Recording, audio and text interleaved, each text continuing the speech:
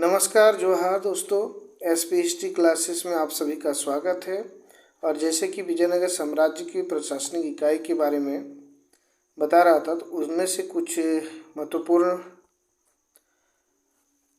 जो सेंटेंस है वो छूटा हुआ है, तो आज मैं पूरा विजयनगर साम्राज्य को कंप्लीट करने वाला हूँ। तो देखिए क्या है कि स्थानीय शासन प्रणाली में जो सेंतोआ होता था, उसको सेंतोआ जो है ये क्या था, तो गांव का हिसाब रखने वाला था। और उनमें से एक और शब्द है तरल। क्या है? तरल शब्द है। तरल शब्द किसको कहते थे? तो गांव के जो पहरेदार होते थे, क्या होते थे? पहरेदार या कोतवाल होते थे, उसको तरल कहा जाता था। नेक्स्ट पॉइंट की बात करें कि गृह मंत्री को क्या कहते थे, तो गृह मंत्री जो होते थे उस समय विजयनगर साम्राज्य में, उसको कहते थे माननीय प्रधानम। क्या कहते थे? माननीय प्रधानम के नाम से जाने जाते थे। और विजयनगर साम्राज्य के समय में एक विशिष्ट माने एक कर था, वो जो कर था उसका शिष्ट नामक कर। और शिष्ट नामक कर जो थे वह भूमि कर थे। क्या थे? भूमि कर थे, जो विजयनगर साम्राज्य की आय का भी प्रमुख स्रोत था। मतलब विजयनगर साम्राज्य का आय का प्रमुख स्रोत क्या था? तो शिष्ट नाम का एक कर था। इसके बाद अठवने नामक जो है, अठवने नामक विभाग के अधीन इसकी भूमि कर के शासन की प्रणाली कार्यक्षम थी। मतलब किसके अधीन? तो अठवने नामक विभाग के अधीन थी ये कर। नेक्स्ट पॉइंट की बात करें तो देखते हैं कि कर जो थे, ये कर क्या था? तो कर मुद्रा, मतलब किस प्रकार से कर को अदा किया जाता था, कि किस प्रकार से लिया जाता था। तो कर लेने के दोनों साधन थे, या तो आप पैसा दे सकते हैं, मुद्रा दे सकते हैं, या फिर अनाज के रूप में भी आप अपना कर को अदा कर सकते हैं, यानी कि कर दे सकते हैं। नेक्स्ट पॉइंट देखते हैं, तो देखते हैं कि उच्चतम बोली, यानी कि जो अधिक बोलने वाला, अधिक दाम देने वाले, कीमत देने वाले को लगान एकत्रित करने का ठेका दिया जाता था। ठेका देने की पद्धति प्रचलित है। मान लेते हैं कि कोई व्यक्ति अगर लगान का दर 1 रुपया बोला, कोई 2 रुपया बोला, तो कोई 3 रुपया बोला, तो यहाँ अगर 3 रुपया जो बोला तो ये अधिक बोली बोला, तो इसी को ही वो ठेका दिया जाता था लगान वसूलने का। ये था आपका लगान की पद्धति, किस तरह से लगान वसूला जाता था। नेक्स्ट पॉइंट बात करते हैं, तो देखते हैं कि ये पट्टेदार किसान जो होते थे, जमींदारों की उपज के मूल्य का आधे से 3/4, मतलब जो मान लेते हैं कि यहाँ 100% उपज हुआ तो इसका आधा कर दीजिए, यानी कि 50 का 3/4, 3/4, यानी इतना जो है आपको तक तय करते थे। और ग्रामीण ऋण व्यवस्था अभी भी मंदिरों के अधिकारियों के हाथों में थे, जो व्यक्तियों तथा ग्रामों को ऋण देते थे। और ऋण पर ब्याज की दर 12 से 30% तक होती थी।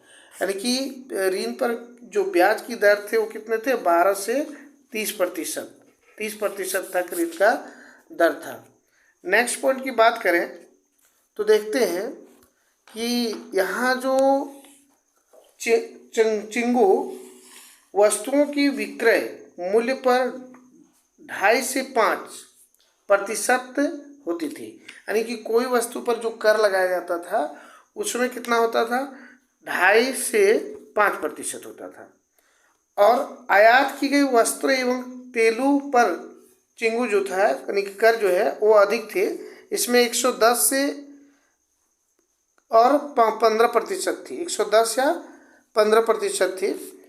विजयनगर में होने वाली आयात में श्रीलंका तथा पेगू से सोने चांदी, हाथी एवं घोड़े सम्मिलित थे।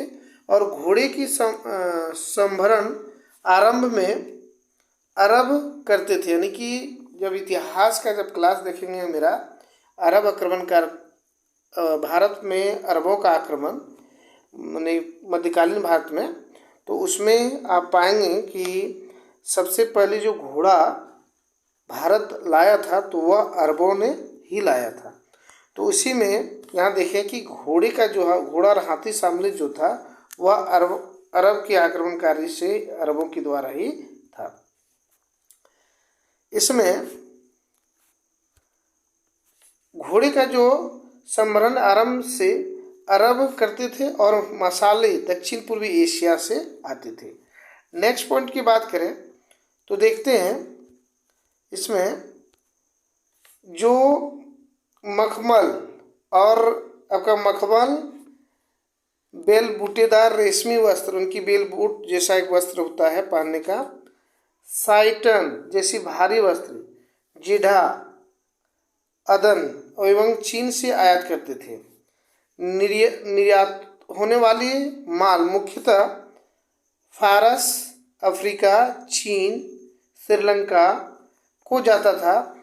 इसमें चावल, चीनी, नारियल, ज्वार, रंग में सिंदूर, मेहंदी, नील, हरा, चंदन की लकड़ी, सागौन की लकड़ी, मिर्च, अदरक, लौंग, दालचीनी, वस्त्र यानी कि सूती वस्त्र आपका और छपे हुए कपड़े, ये निर्यात किया जाता था, इसको भेजा जाता था। खेती में लगे मजदूर यानी जो मजदूर खेती करते थे उसको कहते थे कूदी कहा जाता था।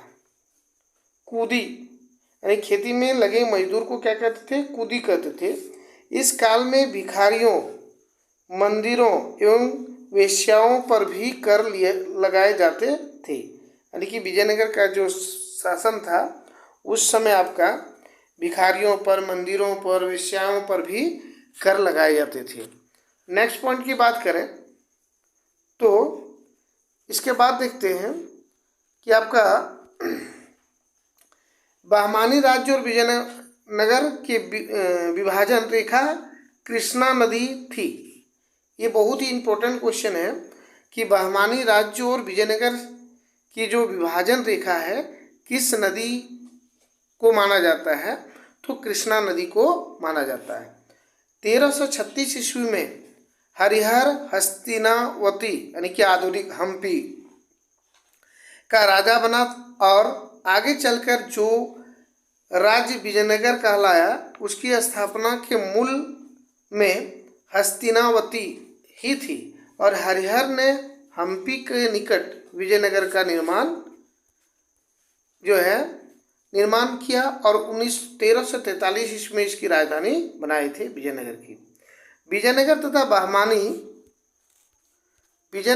बहमानी जो है के बीच शत्रुता 1358 में उस समय प्रारंभ हुआ जब दोनों राज्यों ने रायचूर द्वाब मतलब दो नदियों के बीच की जो भूमि होती है उसी को द्वाब कहा जाता है। और जिस कारण से द्वाब जो होते हैं बहुत ही उपजाऊ क्षेत्र होते हैं, इसलिए क्या हुआ कि विजयनगर और बहमानी के बीच इस क्षेत्र में अपना अधिकार करने के लिए क्या होता है शत्रुता उत्पन्न हो गई और फिर बहमानी जो है अलग हो गया। इसलिए इसका क्या कारण था दोनों के बीच में शत्रुता का? तो रायचूर का द्वाब ही था इसका मुख्य कारण। 1538 में पुराने बहमानी राज्य ने 5 नए राज्य, देखिए पुराने बहमानी राज्य जो थे उसने 5 नए राज्य बनाए थे। बीजापुर, गोलकुंडा, अहमदनगर, बीदर और बरार, ये 5 नए राज्य थे। नेक्स्ट पॉइंट की बात करें तो ये आपका आज का वीडियो यहीं समाप्त होता है, क्योंकि विजयनगर साम्राज्य से जो भी टॉपिक था वह मैंने 3 से 4 वीडियो में कवर कर चुका हूँ। इससे बाहर आपको विजयनगर साम्राज्य से नहीं पढ़ना है, चाहे वह कोई भी एग्जाम है जिसमें आपका विजयनगर साम्राज्य का टॉपिक दिया हुआ सिलेबस में है। अगर वीडियो अच्छी लगी तो वीडियो को लाइक, शेयर एवं कमेंट जरूर कीजिएगा और चैनल पर पहली बार है तो चैनल को सब्सक्राइब कीजिएगा। धन्यवाद। जय हिंद, जय भारत।